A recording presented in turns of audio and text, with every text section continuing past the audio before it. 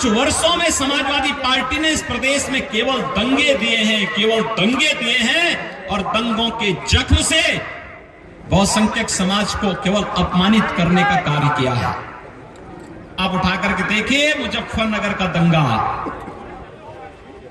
मुजफ्फरनगर के दंगे में जो घोषित अपराधी सरकार का था, यहां का विधायक उस घोषित अपराधी मंत्री को क्लीन चिट देने का बेसामीपना कार्य करता है।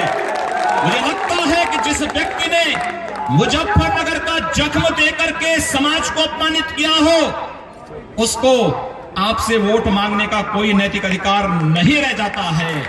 सज्जनों, मुझे जब मैं मुजफ्फरनगर के दंगों की बात सुनता हूं, जब मैं कानपुर के अंदर कल्याणपुर में हुए दंगों की बात देखता हूं, रामनवमी का जुलूस नहीं निकल सकता।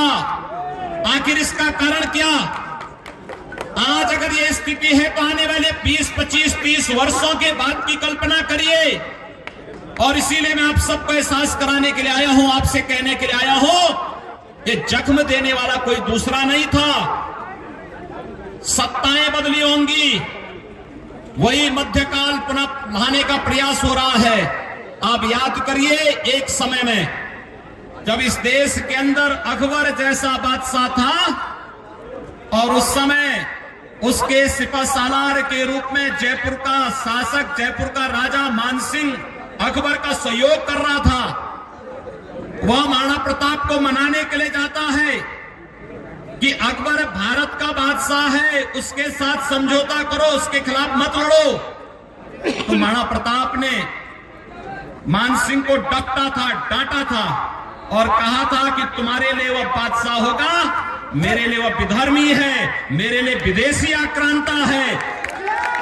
मैं राजद्रोह नहीं, मैं देशभक्ति के लिए लड़ रहा हूं।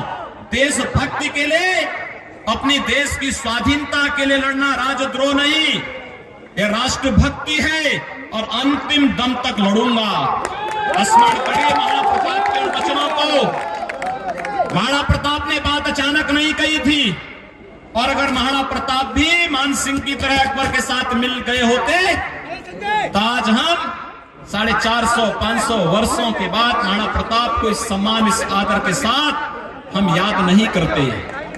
आज हर जवान पर, कोई भी भारत का, कोई भी हिंदुस्तानी हो, किसी भी जाति का हो, अगर वह सचमुच भारत का वासी है, भारत भक्त है, तो वह व्यक्ति कभी भी मानसिंह को सम्मान की दृष्टि से नहीं देखता है। हर भारतवासी अगर सम्मान की दृष्टि से देखता है तो महाराणा प्रताप को देखता है, महाराणा प्रताप का सम्मान करता है, महाराणा प्रताप की जय घोष के नारे लगाता है, उनके प्रति सम्मान व्यक्त करता है, मानसिंह के प्रति नहीं। याद रखना, मानसिंह की जमात में पैदा हुए इन राजनेताओं को, जो कोई विधायक बन जाता है, कोई नेता बन जाता है, किसी सत्ताधारी दल का दलाल बन करके फिर हिंदू समाज पर अत्याचार करवाता है, उसको सबक सिखाने का अवसर हम सबके सामने कोई आया है।